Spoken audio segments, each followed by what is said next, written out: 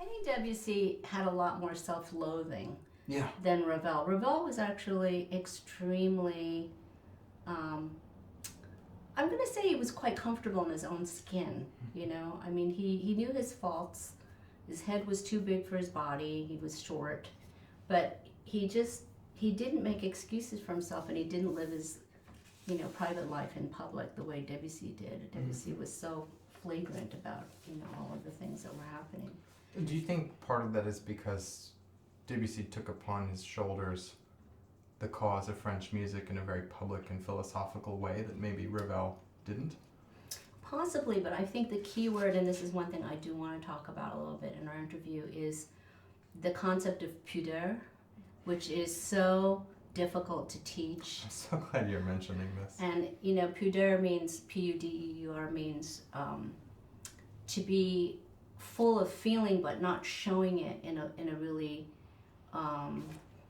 crass or obvious way. So Ravel really despised sentimentalism, even though he wrote Valse Noble et Sentimentale, but sentimental for him meant something very different. It wasn't this sort of self-pitying kind of manipulative feeling. He was sentimental for the good old days, like Tombeau de Couperin is a way to look back at, the great music of the past and his homage to, Couperin and Rameau and all of his great predecessors, the people who made him. And he had great respect for his, his history, but he wasn't fawning in any way. And even in his way with the great hostesses like, Princess de Polignac or Misia, he was never beseeching them. They helped him because they wanted to help him. He wasn't like pleading poverty. Debussy did plead poverty quite a bit. He didn't know how to spend his money, and he was bad with his money, and then he had scandal after scandal, with women in his second wife. In a very public way. Yeah, Ravel would never do that. Pudeur is a difficult concept to explain because I think a lot of English speakers think of it as reserved, yes, or even aloof, or kind of cold, shame around emotion, right? Which it has nothing to do with. No, and this whole thing with Tombeau de Couperin, which is so interesting. People said, how can you write such happy music for dead people? And he said, that's not the point. It's I'm paying tribute to them, but I'm paying tribute to them through our ancestors who wrote great music of the past. And it's very formal. I mean, he was a very formal person.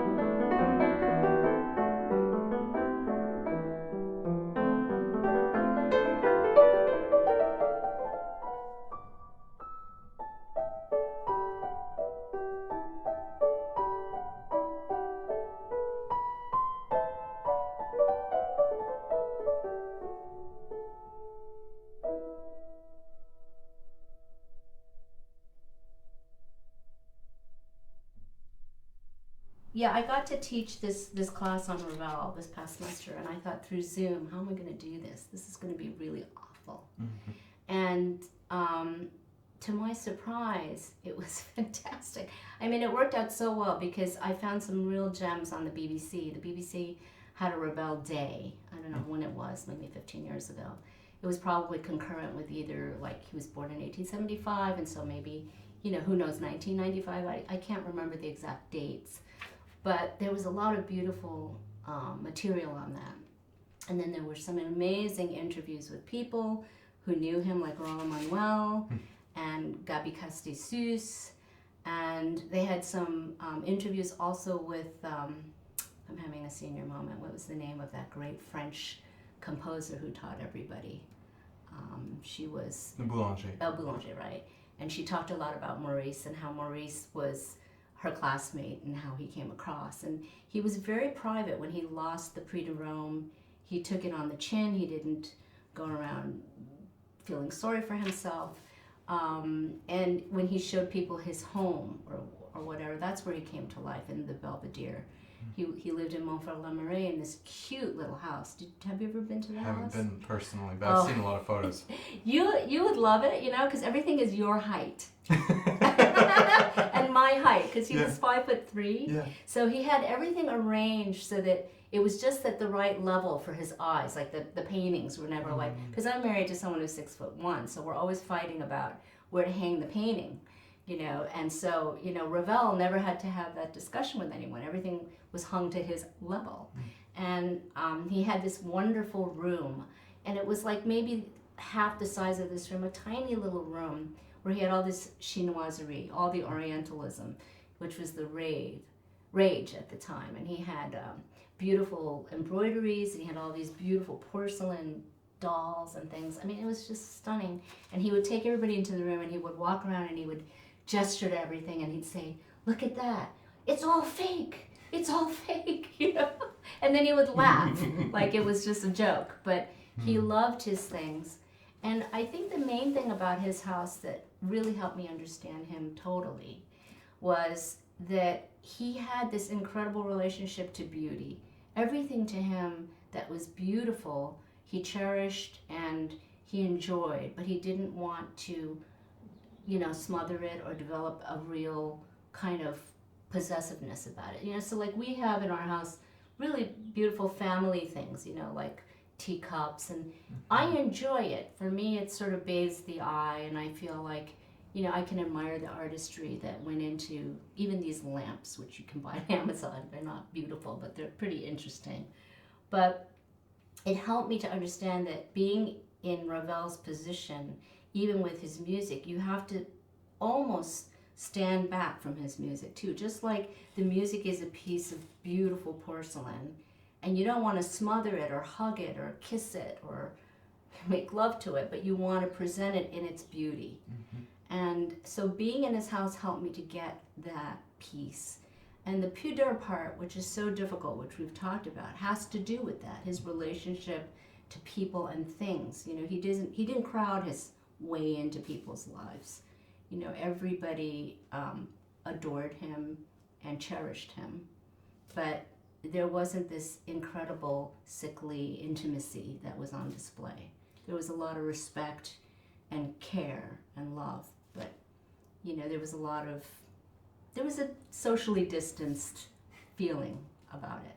That's interesting, because I think in our sort of modern society, we think of things in first person, Right. and we think of third person as maybe being a little more detached. Right. But I'm not sure that third person narrative necessarily means any less feeling. I also experience his music as often being in a kind of third person. There's a little bit of a window of detachment, but then there's this incredible, overwhelming, overpowering feeling, you know, and sensuality and eroticism and all these things, and yet you don't feel like he's saying I. No, never. No.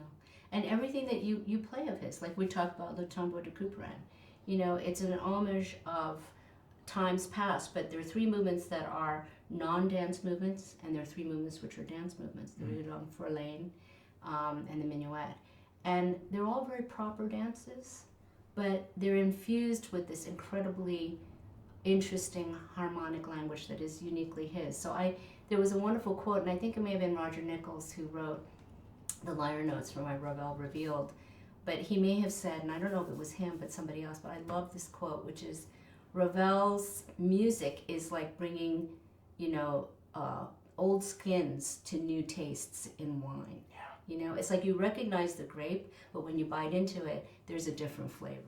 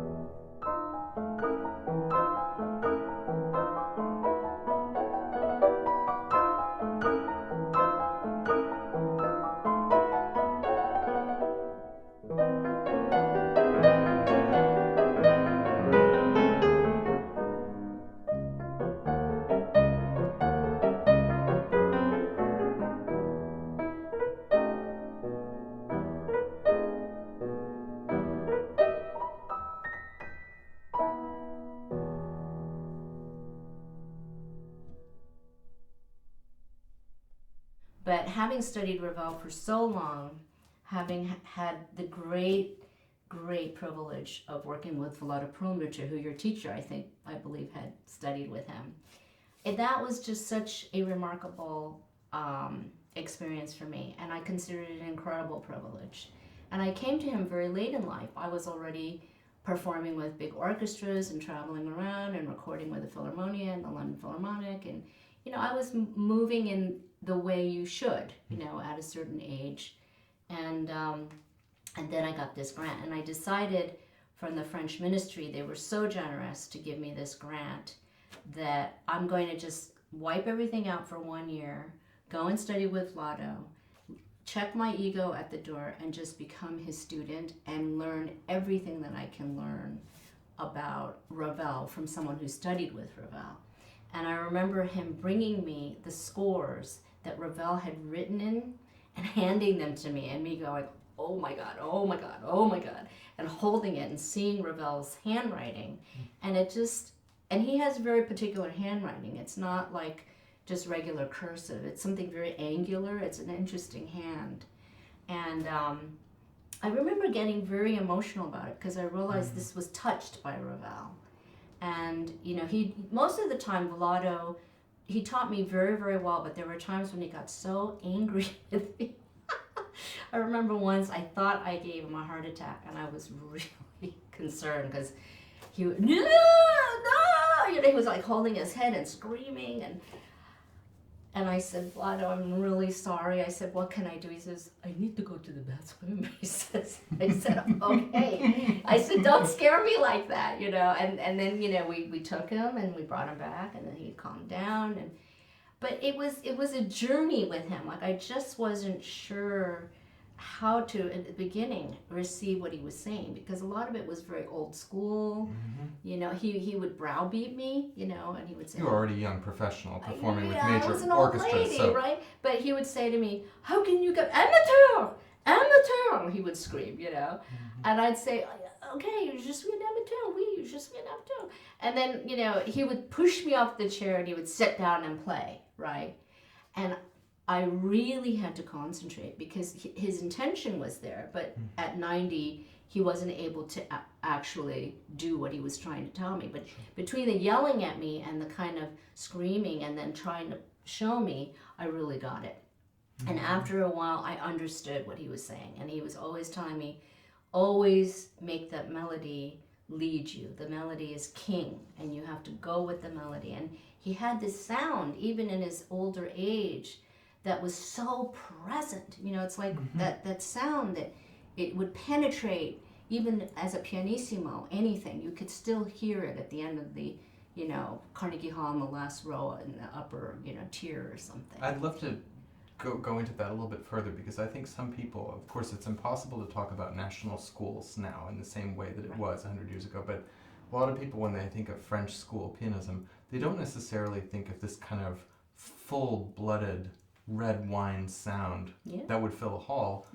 And both Perlemuter and Courteau had this kind of weight technique that was like, right. So it just comes right in you. I think that Perlemuter said at some point in an interview, I don't believe in dusting the keys. Exactly. He would say, no powder, he would say to me. So you felt that from him straight away, and he insisted on it in your playing. Yes. Were you already inclined in that direction, or did you feel that you were sort of more of a pastel? I think I was like a poofy player. When I got to him, I was sort of like, Johnson & Johnson. It was just like, everybody was, let me do a little pledge here, He got so mad at me. I remember we worked on Sonatine, and, It's very difficult. And he said, that fourth interval is actually Ravel saying "mamo, mamo, mamo," and you don't say "mama," do you? I said no. You call your mom, mamo. You're saying "mamo," right? You're calling for your mother, so you have to play it like you're calling for your mother. I love that interval because in so many different cultures, the minor third is like the child's. And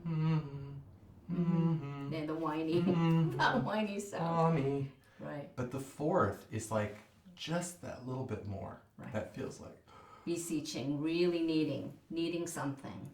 And, you know, he was very, very close to his mother. Obviously, I mean, both parents. His father was an engineer, but his mother was like the Basque influence. You know, she sang all of those Bach folk songs to him when he was a little boy.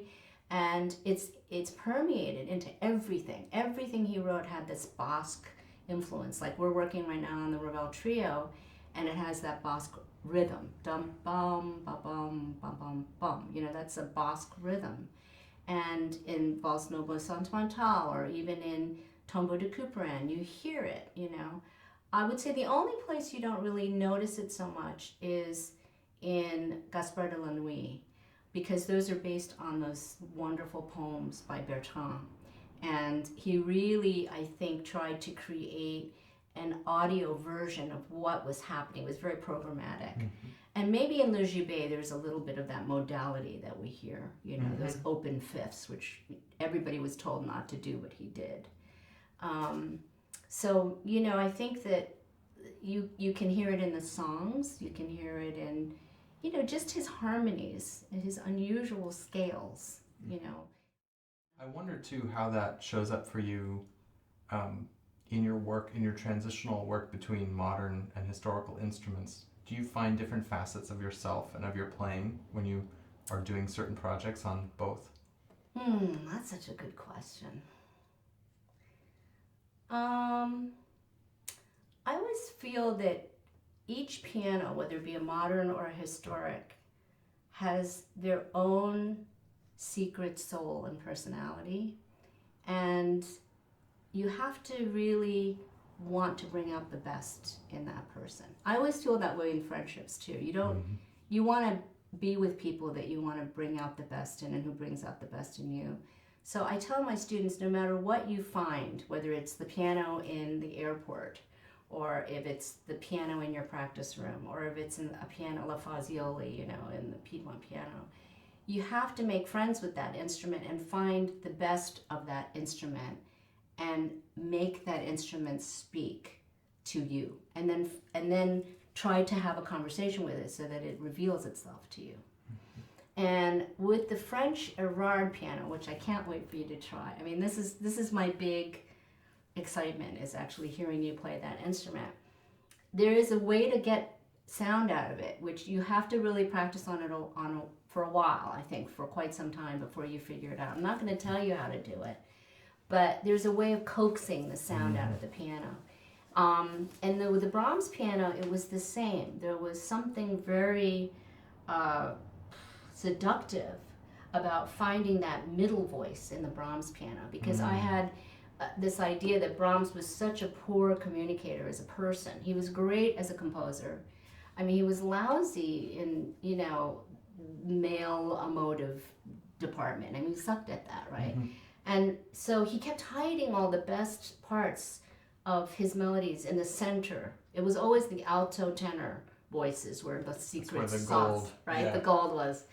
And on that striker, which I played, all the alto tenor voicing that came out was just unbelievably beautiful. It was just in that middle range, like between the middle C to the upper C and the lower C. All the best voicing was in there. And when you played it on the Brahms striker, you suddenly heard what he wanted you to say. And recently, Andras Schiff just recorded the 2 Brahms concertos with the Age of Enlightenment Orchestra. Did you see that? On a Bechstein, 1860. I love it. And a friend of mine just bought it. I have a date to go over and listen on his big stereo. And he said, my friend called me in excitement because I sent him the article, and he said, this is the most remarkable things. The things you heard, it was so clean and so clear. And the voicing in the middle, because I taught him about that voicing in the middle. And I said the reason Brahms' voicing is all hidden is because he could never tell Clara how much he loved her.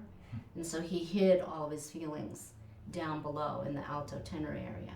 And that's where the yummy stuff is. So I think whenever you go to a piano or a vintage car, you know, I drove in a vintage car race around the world. Did you know that? No, I didn't know that. So in 2000, I drove a 1940 Chevy with a Fangio coupe wheel from Istanbul to Beijing. It was a car race, and it was a vintage car race. There were 78 cars. I was in the vintage category and there was a classic category. The vintage was like it was 1914 to 1940. And you might wonder why I was driving in a vintage car race. Well, that's a whole nother story. But a friend of mine called me, and she came to America in January, and she said, I have to buy all this equipment for this vintage car race. And I said, why are you doing this? She said, I just want to drive around the world in 80 days in this vintage car race. And I said, all right. So I took her to REI. We bought all kinds of stuff. May 1st, she calls me and she says, 3 of my drivers have fallen out. Do you want to go? And I said, hell yeah, of course I want to go. And my husband and I had just gotten married. We were newlyweds, and he was like a hard won bachelor. And I think he was like thinking, maybe I shouldn't have gotten married. Why don't you go for 6 weeks? And I thought, great. So I thought, okay, I'll go. Well, I got to drive a bunch of these different cars. It was like playing different pianos. Mm-hmm. I mean, it was amazing to get in the Ghost, and then you got in the Peugeot, you know, the 1961 classic Peugeot, or you get in a De Chevaux, or you try, you know, like some of these other amazing, crazy cars, you know.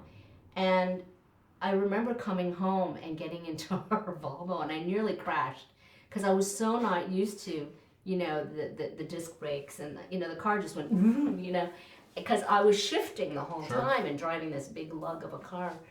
And, you know, it was the same thing. You have to adjust. And that's why I think these historic instruments are so important to us as people, because I say to my students, if you could only drive a Toyota, you would not know, you know, what a Tesla would feel like. Mm-hmm. Or, you know, or what an old Buick Cadillac, or, you know, you wouldn't have any idea how to drive you know, if you could only drive, you know, automatic, and you end up in a country with a stick shift, then what are you going to do, right?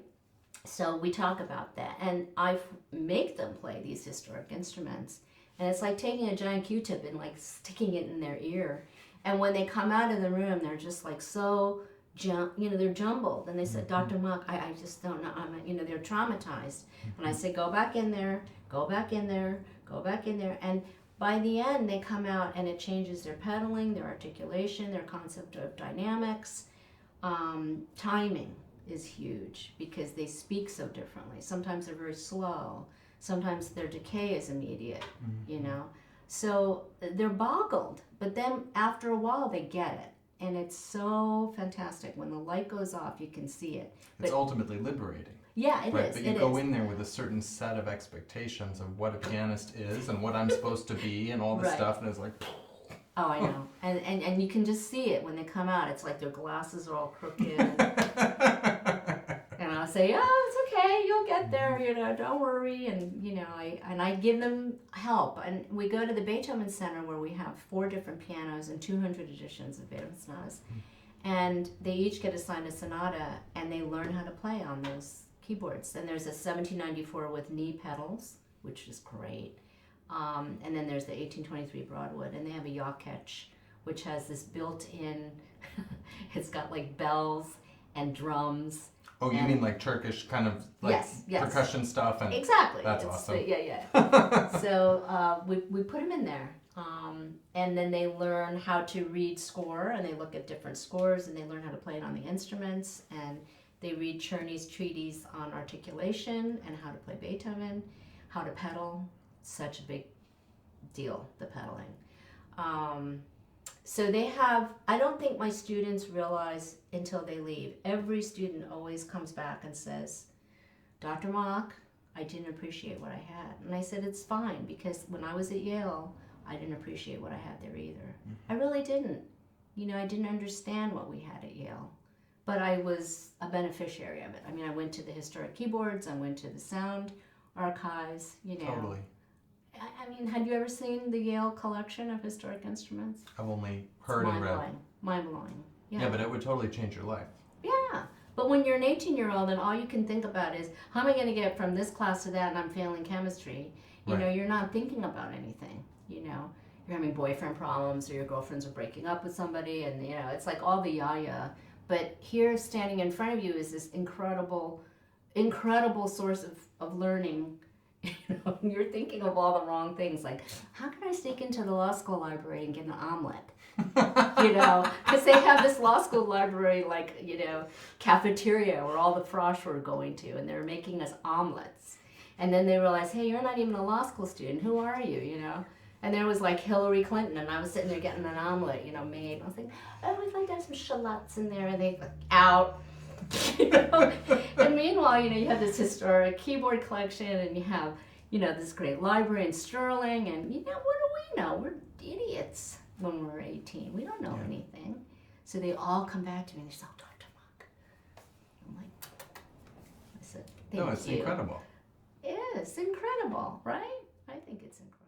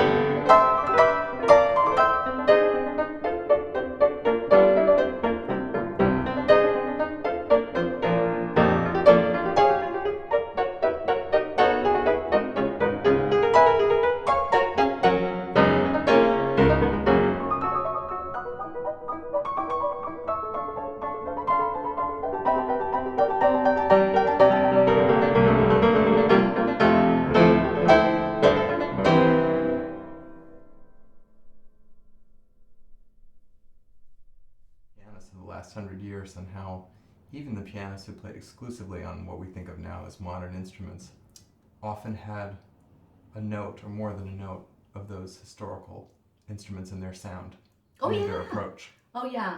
I mean, I listened to some really beautiful violinists playing some real old-timers, and, you know, their violin and the vibrato, their whole sound concept is so different from what we hear today. Who are you thinking of? I'm just curious. You know, I like Michael Rabin's playing a lot. Yeah. You know, it's just, there's a vocal quality to it. You know, you don't feel like your finger's in an electric socket. I mean, it's really soulful, human sounds that are coming out of the instruments. And, you know, I was just, what was the other name of the other person? I thought you were going to say Misha Elman. Misha Elman. It was Misha Elman. Really? We listened to Misha Elman. I mean, the most beautiful and violin Caruso. tone. It was Misha Elman and Caruso. They were doing a piece where he was playing the song on the violin and then Caruso would sing it. And you couldn't really tell the difference between the two. It was one and the same. So what happened? Why don't we teach that today? Why isn't that? What's your theory about that? What's happened to our concept of sound? I know what's happened to our concept of time. I can tell you that. It's so screwed up by the phone. Those are inextricably linked, I think, what you just said. I mean, time and tone. Yeah. Whenever you feel you don't have the time before a sound, right, it means that the sound is compromised. Perfect answer. And I think that those are, what I feel from those artists is that no matter how fast they ever had to play, it was never faster than they felt comfortable. It was like intention, tone. And they also knew what the sound was going to be before they produced the sound. I said to my kids, I said, you dress beautifully. Every day I see you come in here, you're like so fashion forward. You have the right earrings, you have the right, hairdo, the right hair color and everything. I said, that's all chosen by you. Just like Ravel, he was a clothes horse. Everything he put together that he put on him was unique and fabulous, And he said that I picked the voicings in my orchestration like I picked ties and socks. Mm-hmm. Every instrument was chosen for a particular color. Right? So he must have had that in his ear or in his eye when he picked that particular tie. I mean, he would go on vacation with Marguerite Long, and they were in New York, and they couldn't find him, and he was like in a tie shop. And he was agonizing over like 3 ties, and she was so mad because they were about to miss the train. But I said to my kids, I said, why are you in such a hurry? Well, what's the deal here? Exactly. So the pandemic, I don't know how you found it, but my students really blossomed during the pandemic.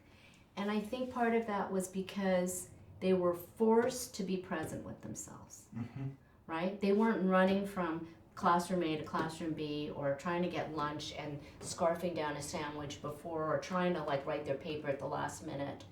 They had to be present and accounted for during this pandemic. And in a sense, it forced them to get comfortable with themselves, which is the first step, in being able to find your voice. Because if you're not comfortable with yourself, there's no way you're going to find your voice, period.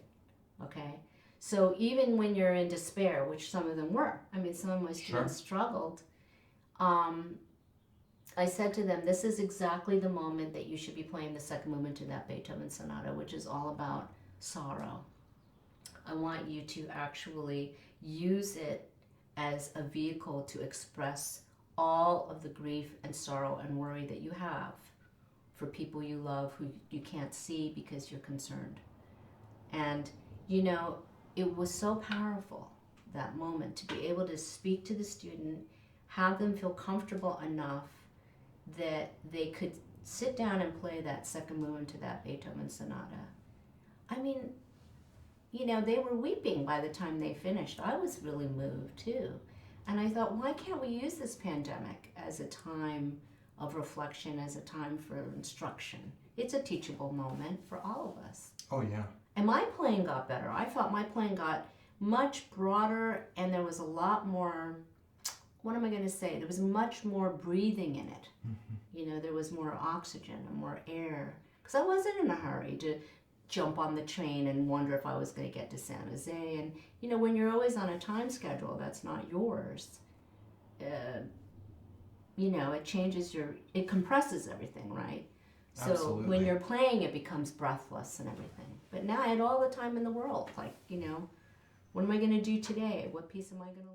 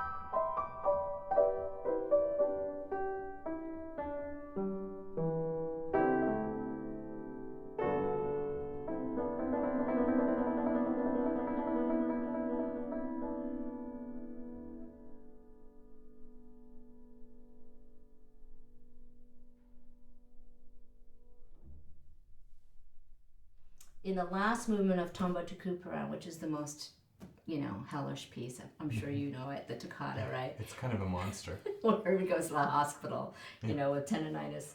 That whole feeling of what I call knitting, it's like that perpetual motion. Of course, on an Erard, it's much, much more simple because it's a lighter action. And with the double échat, which is the double échat, the double escapement, which was invented by the Erard family, on which I recorded this thing, you don't end up leaving with these burning arms. It's a much more forgiving way to play. And Ravel owned an Erard, which is why I acquired this piano. But I read somewhere that he had dedicated it to Marguerite Long because she lost her husband, and that somewhere I had read French people, when they mourn, of course with pudeur, they don't show it. They're not screaming, crying, weeping. In the Asian society, we hire people to scream and cry, in these Buddhist funerals. You don't cry yourself. But professional mourners. Yeah, professional people who come and you don't know who they are, but they're sobbing, weeping, whatever. So the French would never hear of it. So his idea, or someone's idea actually, their dissertation was about how doing this perpetual motion like this keeps your hands busy, and it was so fiercely difficult that she would be able to process her grief by playing the Tombeau de Couperin. I mean, I found that fascinating, and I thought, what are they talking about? This is crazy. And then I realized for myself, when I lost my mother when she turned 100, that it actually worked. That, playing something very difficult where your mind can't think about anything else, like you're fully concentrating on the act in front of you and cursing while you're playing because it's so difficult, actually has this very strange mesmerizing and processing effect. It's like a machine. And I recently went to Yosemite. I don't know if this is something you want to include, but I went to Yosemite and I was using walking sticks. It was something that I had just learned to do because I wanted to hike some of the more difficult trails. And I found that it was very meditative and very curative, for what ailed me. And so I finally realized that maybe there was some sense to the toccata and Tombeau de Couperin. I love that.